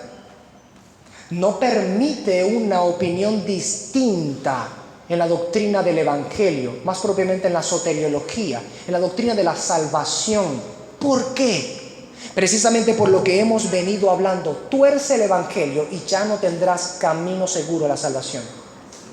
Podrás ir engañado en el camino cantando y silbando, pensando que tu camino es derecho, cuando en realidad tu fin es camino de muerte, como dice el proverbio. Hay camino que al hombre le parece derecho, recto, claro, en su propia opinión, según sus propios ojos, juzgando según su propio criterio y no con la mente de Cristo, según la ley de Dios. Pero cuando llega al final del camino, que encuentra el despeñadero, ruina, destrucción, mortandad, eterna miseria. Por eso a Pablo le preocupa tanto. Entonces, ¿por qué? Si cuando el apóstol Pablo se ha vuelto tan tolerante con algunas diferencias de opinión en las iglesias, como vimos aquí y otros pasajes que no hemos de buscar ahorita, pero entendemos que Pablo es muy irénico en la divergencia de opiniones de cuestiones secundarias, ¿por qué en este punto no las admite? ¿Por qué Pablo sencillamente no dice: bueno, está bien, que crean así, no importa?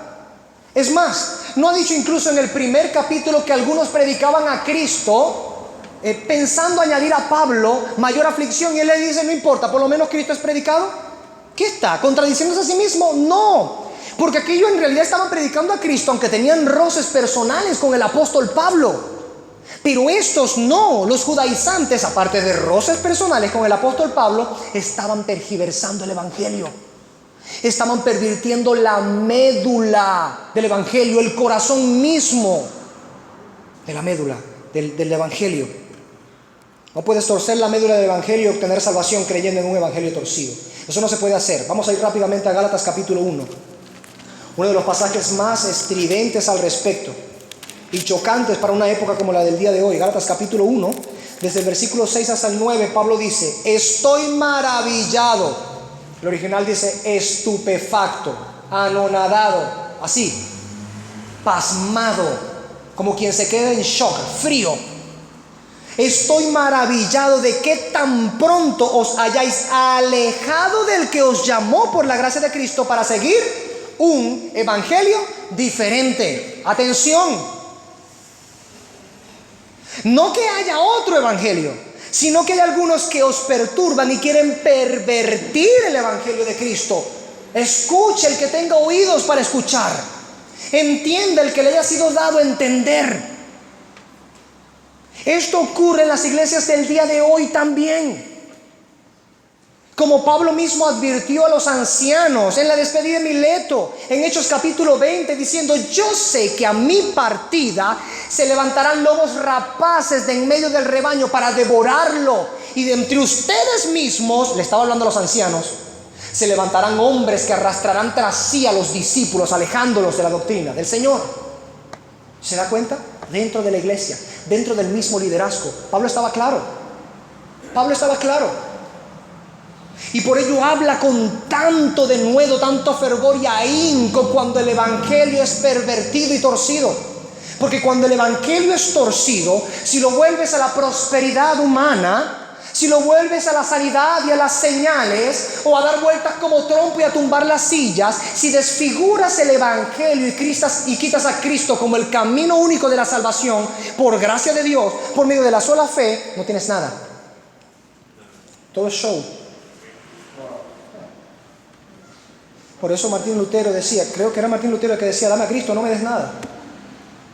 Dame a Cristo o no me des nada. Si vas a predicar, predica acerca de Él o no me des nada. No quiero nada más. Quiero a Cristo, quiero encontrarle a Él por medio de la palabra, quiero aferrarme a Él. Quiero asirme a aquello para lo cual Cristo también me ha asido a mí. Pablo continúa y dice, mas si aún nosotros, habla él como apóstol, o un ángel del cielo, atención acá, os anunciare otro evangelio diferente del que os hemos anunciado, sea anatema. Como antes hemos dicho, ya se lo había dicho antes incluso, también ahora lo repito, si alguno os predica diferente evangelio del que habéis recibido, sea anatema. ¿Cuál era el problema que enfrentaba Galacia? Judaizantes. Aquellos que estaban mostrando, entre comillas, otro camino a la salvación. ¿Cuál era la treta demoníaca en ello? Satánica, diabólica. Que no era algo externo presentándole una religión distinta. No le estaban diciendo a los creyentes, vengan al templo de Diana en Éfeso, vengan para acá. Vamos a buscar a Astarot. Vamos a buscar a Beelzebú. Eso no era lo que estaba ocurriendo, sino que dentro del seno mismo de la iglesia se habían levantado hombres que decían creer en Cristo, ser maestros de la doctrina de Cristo, y estaban pervirtiendo el camino a Cristo. ¿Entiende ahora? Esta es la indignación de Pablo. Perros, malos obreros, mutiladores del cuerpo, les dice, inmaduros en la fe. Les dice, todos aquellos que tienen esta perversión del evangelio son anatemas. Considere ese punto, anatemas. Sabemos lo que significa anatema, ¿verdad? ¿Qué significa anatema? Eso es una palabra fuerte. Sobre todo cuando sabemos que la palabra del Señor nos dice que fuimos llamados ¿para qué? Para bendecir y no para maldecir. ¿Qué es Pablo? ¿Ignorante de la Escritura será? ¿O habla con autoridad, guiado e inspirado por el Espíritu Santo? Nosotros no estamos llamados ni tenemos el poder de maldecir. Nosotros no. Pero cuando nosotros recitamos lo que está escrito, es Dios quien ha hablado. Eso es distinto. Es Él quien arroja la maldición sobre aquellos que pervierten el Evangelio. Por eso Pablo habla así tan indignado aquí en Gálatas. Porque estaban pervirtiendo el Evangelio. Al torcer el Evangelio no puede haber otra cosa que perdición. ¿Ve lo importante que es tener la pureza de la doctrina? De mantener, como le dice Pablo a aquel ministro, mantener la sana forma de las palabras que de mí has recibido. Mantener la sana forma de las palabras. Sí, las palabras importan. Sí, la forma de esas palabras importan. Sí, la doctrina importa. Porque si las palabras o las doctrinas nos dirigen a un Cristo distinto, es un ídolo y un ídolo no puede salvar. Es tan igual como el becerro de oro que se hicieron los israelitas en el desierto. No hay diferencia. La única diferencia es que tú no tienes el oro. Y ellos sí tenían oro. Pero son igual de perdidos en idolatría. Como los testigos sin Jehová, idólatras. Tienen un ídolo al quien llama Jesús, al que llaman Jehová. Como los mormones, tienen un ídolo al que llaman Jesucristo. No confían en el Jesucristo de las Escrituras. Ese Jesucristo no puede salvar. Eso es lo que estaba ocurriendo no solo en la iglesia en Galacia, sino en los Filipenses, volviendo a nuestra carta. Y Pablo estaba precisamente preocupado. Por eso dice, si alguno siente otra cosa, si cree otra cosa, Dios le convencerá del error. O dice claramente, está en error. Pablo no es como los de ahorita, que son tan eclécticos, pero tan eclécticos, que en pro de guardar la armonía en la iglesia, no confrontan el error y deja que pulule en medio de la iglesia. Eso es un mal tremendo. En otro momento hablaremos mejor de ello. En 2 de Pedro capítulo 3, el apóstol Pedro entiende exactamente lo mismo. Y habla con referencia incluso a las palabras del apóstol Pablo.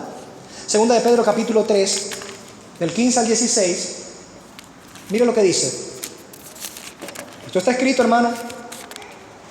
Y tened entendido que la paciencia de nuestro Señor es para salvación, como también nuestro amado hermano Pablo, según la sabiduría que le ha sido dada, os ha escrito, ratificando lo que Pablo escribe y enseña.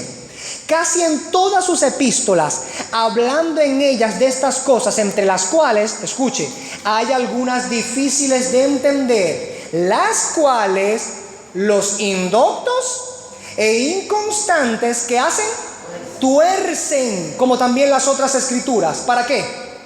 Para su propia perdición. ¿Por qué no estamos hablando de esto la mayoría de las veces en las iglesias?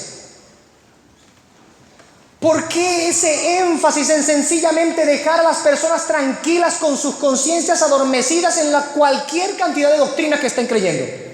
¿Qué importa lo que estés creyendo con tal de que estemos aquí unidos? Eso no es el cuerpo de Cristo. Que cada cual tenga su propio camino, que cada cual piense lo que le da la gana, no es la unión del cuerpo de Cristo. ¿O es que acaso podríamos nosotros tirar miembros de cualquier cuerpo que sacásemos, un riñón de aquí, un pulmón de allá, un corazón de aquí, un dedo de aquí, una pierna de allá, tirarlos todos en una misma caja y decir, tenemos un cuerpo vivo allí, tenemos un organismo funcional allí? ¿Será eso posible? No lo es. Como tampoco el arrume de bloques y cemento en un solo sitio conforman un edificio bien estructurado, cimentado y que resista los embates del tiempo. Así entonces la iglesia es el cuerpo de Cristo, la catedral del Espíritu de Dios, el templo del Señor. Debe estar bien cohesionado por las coyunturas doctrinales, unidos en un mismo sentir, en un mismo pensar. Y si alguien comienza a pensar de manera distinta, después de haberle enseñado, por supuesto, encomendarle al Señor para que el Señor corrija su error. Las cosas importantes no debemos permitir que sean torcidas. ¿Por qué? Conducen a las personas a la destrucción. Y ojalá, bueno, no digo ojalá en realidad, pero es una expresión, ojalá solamente se perdiera la persona que tuerce la Escritura.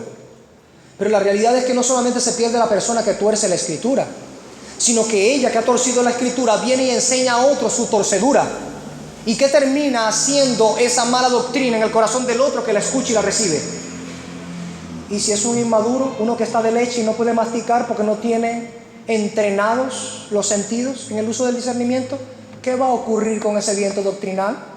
Lo tomará y lo llevará de aquí a allá, de aquí a allá.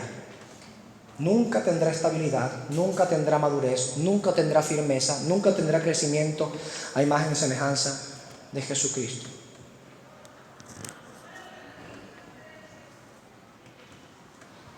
En cuanto a estas cosas, hermanos, no es saludable tener una diferencia de opinión. Pablo no respeta eso, yo tampoco lo voy a respetar.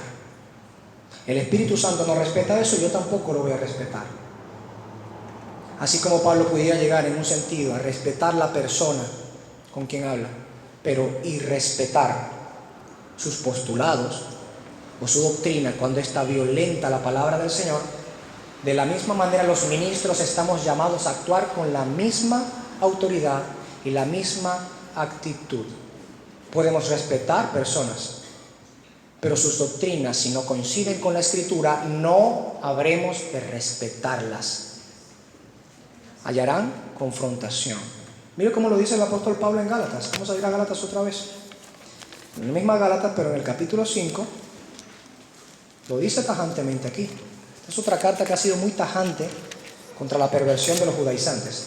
En el 5:10 dice: yo confío respecto de vosotros en el Señor, que no pensaréis de otro modo, mas el que os perturba llevará la sentencia, quien quiera que sea.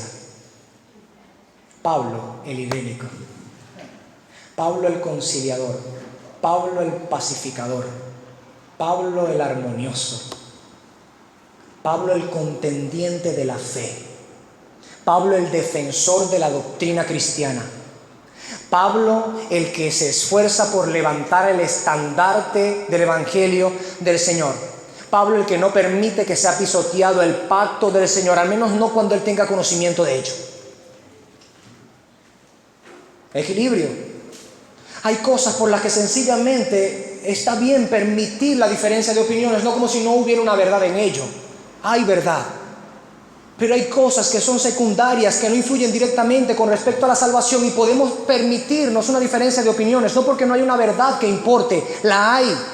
Ya vimos el ejemplo del apóstol Pablo en Romanos capítulo 14, versículo 1. Él dice: son los débiles los que comen legumbres. Él permite la diferencia de opinión, pero dice: son los débiles los que comen legumbres. Y sabemos que él come carne, se colocó entre los maduros, se colocó entre los fuertes. Pero hay sencillamente situaciones, contextos en los que sencillamente no puede admitirse una diferencia de opinión. No puede, no debe. No mientras nosotros creamos que somos partes del cuerpo de Cristo, miembros del cuerpo de Cristo. No mientras estemos realmente convencidos de que tenemos la mente de Cristo y de que todas las cosas hemos de juzgarlas a la luz de la palabra del Señor, discernir las cosas a la luz de la palabra del Señor, adquiriendo madurez por el ejercicio del discernimiento. Continuamos y culminamos en el versículo 16 de Filipenses 3. Pero en aquello a que hemos llegado, sigamos una misma regla, sintamos una misma cosa. Al final, en cuanto a este punto, el apóstol nos da aquí una última muestra de su encarecido deseo de la unanimidad de criterio para la iglesia filipense. Sigamos una misma regla. Hemos hablado bastante de la importancia de la unidad en esta y otras enseñanzas, porque cuando predicamos en Filipenses capítulo 1, en el versículo 27, hablamos de la unidad. En Filipenses 2, cuando predicamos ese capítulo, en el versículo 2 hablamos nuevamente de la unidad. Y aquí estamos hablando nuevamente de la unidad. Pablo tiene un deseo encarecido de que la iglesia filipenses tenga unidad, ¿cierto? Pero decíamos desde un principio, ¿es que importa per se la unidad y ya? Sencillamente nos unimos y ya. Y si nos unimos en tomar la doctrina de los judaizantes, pero estamos bien unidos. Pablo, para sellar con broche de oro este último punto, dice que deben tener una misma regla. Y voy a ir a este punto. Ese sentir todos la misma cosa, apegándose todos a la misma regla, vale destacar que la regla a la que hace referencia el apóstol Pablo es la regla de las Escrituras. Es la regla de la palabra del Señor, el evangelio que fue revelado directamente por Dios y que el apóstol, como pregonero, anuncia. Como embajador de este reino, proclama. Y que por supuesto ellos habían creído. ¿Sobre cuál fundamento entonces debe descansar esa unidad de criterio del cual Pablo está hablando, a la cual él señala? Preguntemos retóricamente, ¿son acaso buenas todas las uniones por igual?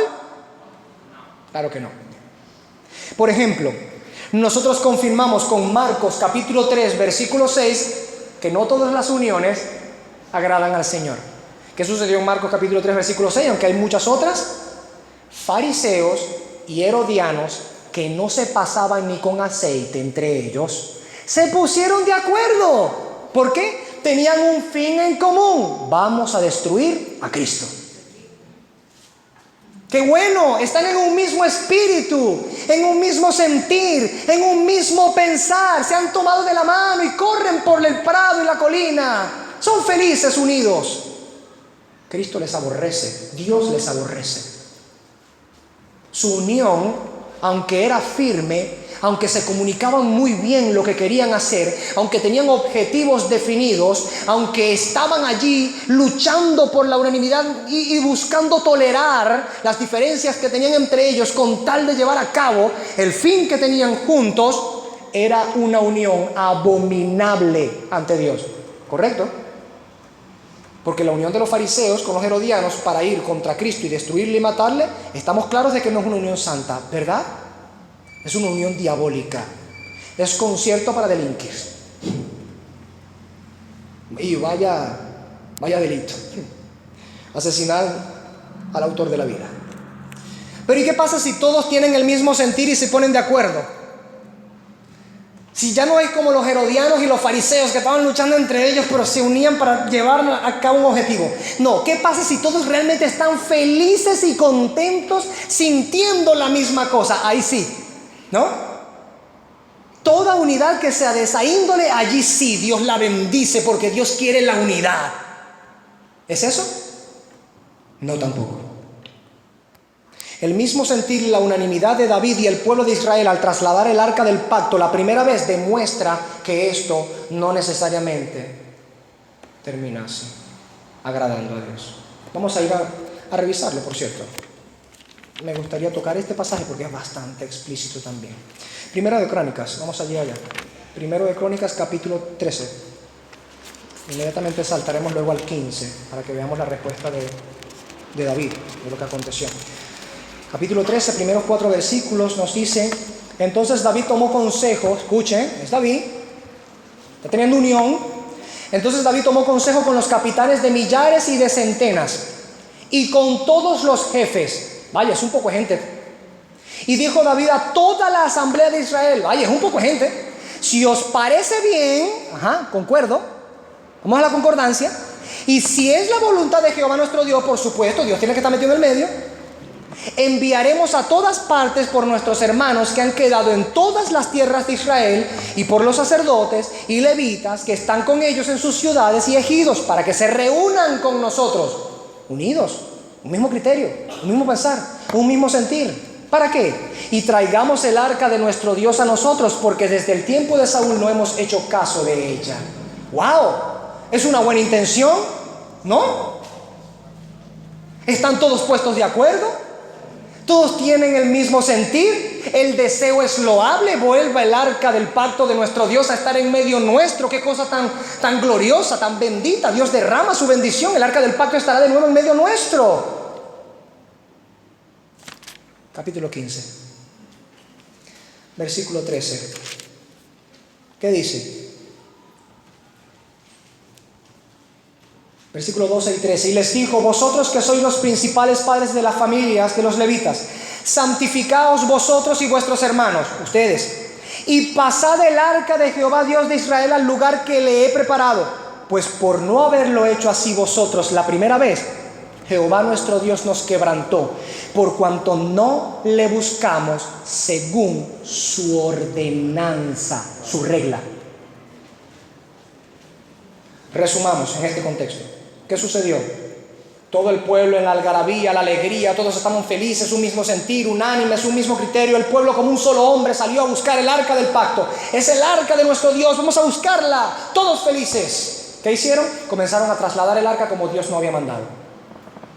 El resultado de eso es que la llevaban en una carreta. No debería haber ido. Todo el que conoce la ley levítica y ha conocido la Torá sabía que Dios había mandado una forma específica de traslado al arca, a hombros de los levitas, y no cualquiera levitas, los coatitas, sino de cualquier manera, como Dios había mandado, con las varas, por medio de las argollas de oro y a pie.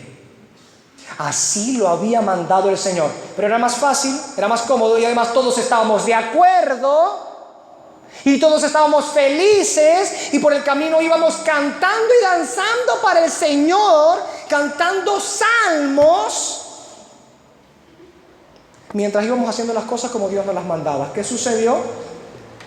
Trastabilló la carreta, porque iba en una zona obviamente que no iba bien, y como el arca pretendía caerse, asomaba la idea de caerse, Usa, muy bien intencionado, además que lo pusieron al lado de la arca, exactamente como Dios no mandó que se hiciera. Al lado del arca iba Usa y dijo: ay, el arca va a caer al suelo. No puede ser posible que la bendita, santa y gloriosa arca del pacto de nuestro Dios toque el asqueroso suelo. Yo pondré mi limpia, santa, pura, justa mano para que no caiga. Obviamente la escritura no dice que eso fue lo que pensó, pero es básicamente la implicación de su acción. Él pensó que era mejor retener el arca para que no cayera al piso. Pensó que era mejor sostenerla con su mano que caer al piso. ¿Se entiende?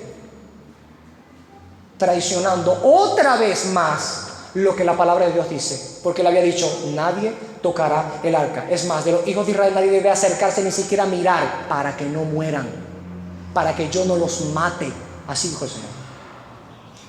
Desobediencia tras desobediencia, desobediencia tras desobediencia se llevó la vida de un hombre. Usa, uno de los oficiales de fidelidad, buenos oficiales de David. David le dolió tanto que se enfureció contra el Señor, dice en el original, se indignó contra Dios, porque le arrebató la vida a Usa. Pero después de un tiempo, razonando, dijo: no, el Señor hizo bien, hizo justamente. ¿Por qué? El Señor nunca nos mandó a llevarla así, nos dio una ley para hacerlo, y no hicimos lo que Dios nos mandó de la manera en que Dios nos mandó. No seguimos la regla. ¿Se entiende? Este es el peligro de seguir en unión nuestros propios instintos o criterios.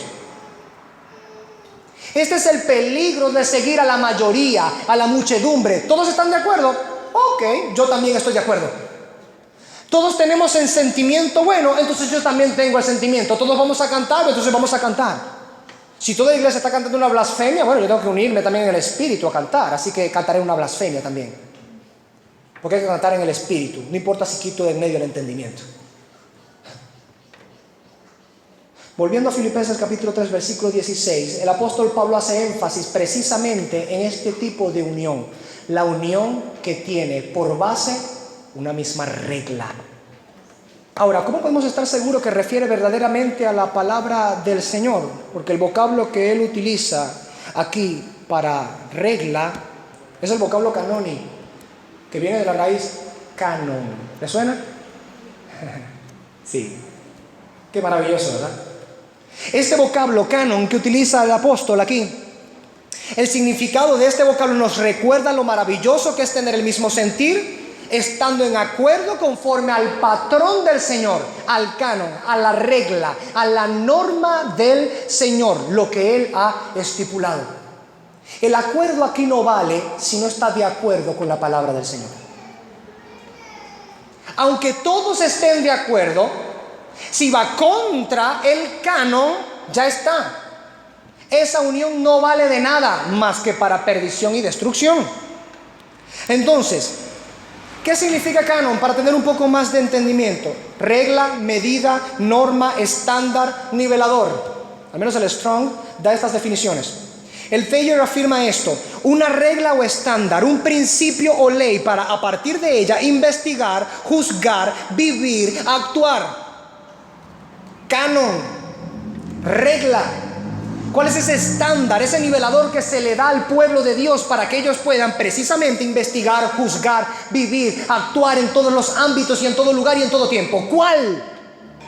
¿Cuál es ese estándar?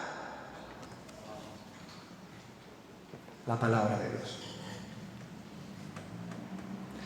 La norma de fe y conducta. La palabra del Señor. Mire esto que añade el Helps.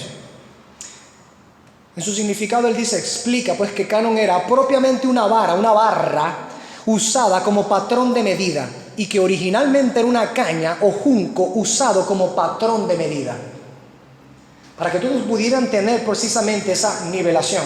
¿Por qué? Porque si no tenían ese patrón, esa vara, quedaba desfigurado el asunto, ¿me entiende? Torcido. Era necesario utilizar la barra niveladora, ¿para qué? Para que cogiera nivel, para que se enderezara el asunto.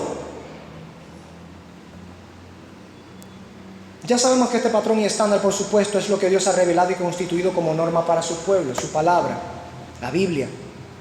Y que a partir de ella es que todo lo demás debe juzgarse. Por eso Pablo siempre se propone, cuando hablar de las Escrituras, citar las Escrituras, ya sea por explicación o por implicación. E incluso cuando habla de su propio testimonio, lo sujeta a lo que la Escritura dice. Es terrible este Pablo.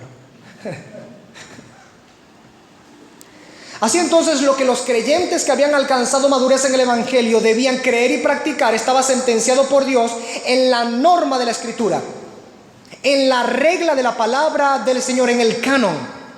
Y además era expuesto fielmente y con autoridad de Cristo por el apóstol Pablo, de tal forma que actuaba para ellos como una barra niveladora, una caña que servía como patrón de medida, a la cual esperaba, por supuesto, el apóstol Pablo que los creyentes se acoplaran, se pegaran a ella, se enderezaran junto con ella. Todo lo que no se calce con ella está torcido. ¿Se entiende? La barra es recta. Quien no se pega a ella no está recta, no como esa barra que es patrón. Entonces, cuando Pablo les habla a los filipenses diciéndoles sigamos un mismo canon, está invitándoles y mandándoles a estar unidos en el mismo sentir con la regla divina que Dios había revelado. Que tuvieran el mismo sentir, pero en concordancia con el canon, con la regla. Pablo les estaba mandando tener una misma confesión y práctica, y que ésta, por supuesto, concordara con la regla dada por Jesucristo. Esto es sumamente importante, hermanos. ¿Sabe por qué? De hecho, para darle ese pequeño, lo tengo por aquí anotado. La iglesia entendió de tal manera, la iglesia cristiana primitiva entendió de tal manera este asunto, que precisamente la prevalencia de la palabra del Señor era lo que precisamente gobernaba la vida cristiana de la iglesia primitiva. Estaba constantemente motivada la iglesia a saber qué era lo que estaba escrito, y entonces probar por medio de las escrituras lo que los predicadores estaban predicando. Como sucedió en Hechos capítulo 17, los bereanos, ¿no? Los de Berea, que eran más nobles que los de Tesalónica. ¿Por qué? Porque comprobaban por medio de las escrituras si lo que el apóstol predicaba era verdad o no, si era así o no. Así entonces esta regla de fe, este canon de fe, este canon de la verdad que es la escritura, llegó a ser precisamente objeto confesional para la iglesia cristiana. De allí que naciera, por ejemplo, el credo apostólico, uno de los primeros documentos de fe cristiana en la era primitiva. De ahí que naciera, por supuesto, otras reglas de fe o canon de verdad o de fe, escrita por los padres posapostólicos incluso. Por ejemplo, yo tengo algunos aquí anotados. No voy a leer sus citas porque haríamos demasiado o extremadamente largo el sermón y ya vamos para las 2 horas. Pero tenemos, por ejemplo, que Ireneo habló de ello. Podemos encontrarlo en su libro Contra las herejías, capítulo 3, versículo 17. Vamos, que eso es ahí mismo a la vuelta de la esquina. Cristo había muerto, ¿qué? 60, 70 años. Ireneo, que estaba cerquita del apóstol Juan, de Policarpo, juntos en amistad se conocieron, fueron enseñados directamente, y podemos encontrar esto mismo en ellos también. Ignacio, escribiendo a Filadelfia, desde el capítulo 7 y hasta el 9 acerca de ello. Tertuliano en sus prescripciones, 9, 13, 37 y 44. Y sin duda alguna en otros padres posapostólicos podemos encontrar el mismo criterio. ¿Por qué? Lo mismo sucede también en la Reforma Protestante. Inicia la Reforma Protestante y la iglesia dice, es necesario confesar. Y comienza la redacción de confesión. ¿Por qué? ¿Por qué era importante para una iglesia tener una confesión? Por esto. Porque cuando la iglesia es azotada por diversas doctrinas, cuando el diablo ha empezado desde adentro a pervertir la verdad debe ser enaltecida y decir, esto es lo que cree la iglesia. Nuestra misma confesión belga, una de las primeras confesiones de la era evangélica protestante, de la Reforma Protestante, nuestra confesión belga, el Catecismo de Heidelberg. Por supuesto, la confesión belga en Bélgica, el Catecismo de Heidelberg en Alemania. Pero un mismo pensamiento, teniendo un mismo criterio, pensando una misma cosa, hablando todos un mismo lenguaje. Los mismos cánones de Dordrecht, en Holanda, cuando se levantó la controversia arminiana, que buscaba precisamente conmover la doctrina de la soteriología cristiana. ¿Sí? Esa doctrina arminiana que hoy vive reinando en muchas de las iglesias del día de hoy. ¿Por qué? Canon a un lado, las escrituras para un lado, y las confesiones que sostenían la iglesia cristiana diciendo, recuerden, esto es lo que sostenemos, hacia un lado también. No es que se quedaron sin confesión, es que cambiaron la que la iglesia había sostenido por una de su propia invención. ¿Se entiende? Porque toda iglesia, al menos en la práctica, es confesional. Toda iglesia tiene catecismo y confesión. Sí, asústese el que se tenga que asustar. Nosotros somos un poco más honestos y los tenemos escritos, para que cualquiera pueda revisar lo que creemos y practicamos. Y este es el punto. La iglesia en Filipos estaba siendo tan azotada por divergencias de opiniones y doctrinas mal fundamentadas y herejías destructoras que el apóstol Pablo les dice, epa, un momentico, dirijan todo su mirada ¿a qué? A la regla que tenemos para nuestra unanimidad. Dirijan su mirada a la escritura. Lo mismo que pasó en la Reforma Protestante. Dijimos, epa, momento, aquí el clero quiere hacer lo que le da la gana y el Papa quiere exponer lo que le da la gana. Vamos a dirigir nuestra mirada a la escritura. ¿Qué dice la escritura? Y a partir de ella confesemos la regla y el canon. La iglesia necesitaba estar unificada, tener cohesión doctrinal. Para ello necesitaba madurez, y para tener madurez necesitaba discernir correctamente, y para poder discernir correctamente tenía que aprender a juzgar adecuadamente, con justo juicio, aferrarse a la palabra del Señor y sobre esos principios juzgar lo que debía juzgar. A ellos les fue bien, por la gracia del Señor. Pero ahora que vamos terminando precisamente nuestra predicación, la pregunta con la cual debemos inspeccionarnos es: ¿y nuestras iglesias? ¿Qué canon siguen? ¿Qué regla de fe siguen? ¿Qué confesión tiene la iglesia? ¿Una confesión novedosa? ¿O lo que los creyentes han sostenido por 2000 años, pero que se refuerza generación a generación cuando surge una nueva diatriba doctrinal? Note, hermano, que esto no se puede despreciar. La iglesia desde sus inicios fue conciliar, fue confesional.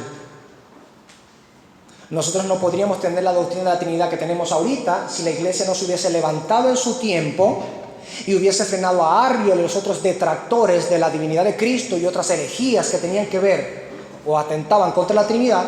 Si la iglesia no se hubiese levantado y dicho: un momento, la palabra del Señor enseña esto, o te conformas a la regla o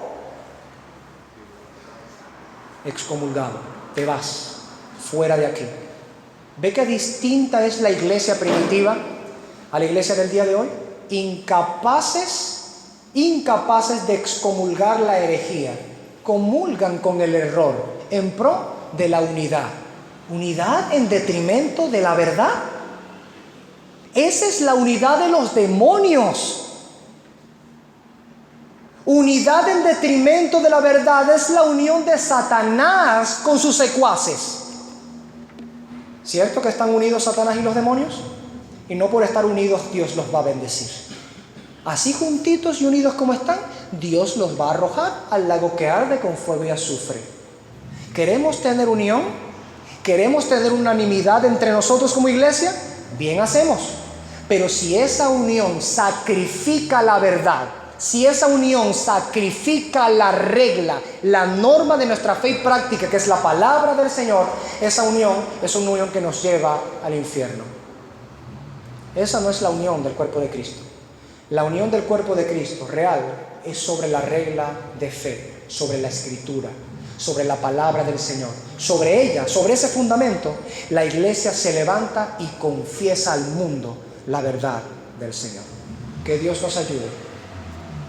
Que Dios nos dirija a encontrar mayor madurez, mayor entendimiento, a hacer nuestras las palabras de la Escritura, a juzgar todas las cosas conforme al canon de la Escritura, a la ley del Señor, y que de esta manera, adquiriendo madurez, cada vez nos unifiquemos más en un mismo pensar, en un mismo criterio, hablando todos una misma cosa y sintiendo todos una misma cosa. Esa es la verdadera unión. Puestos de pie, vamos a orar.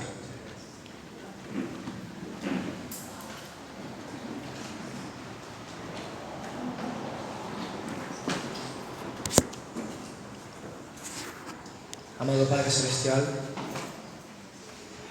grande Dios, eres bueno, tú eres justo, eres santo, todopoderoso, omnisciente, eres infinito y eterno.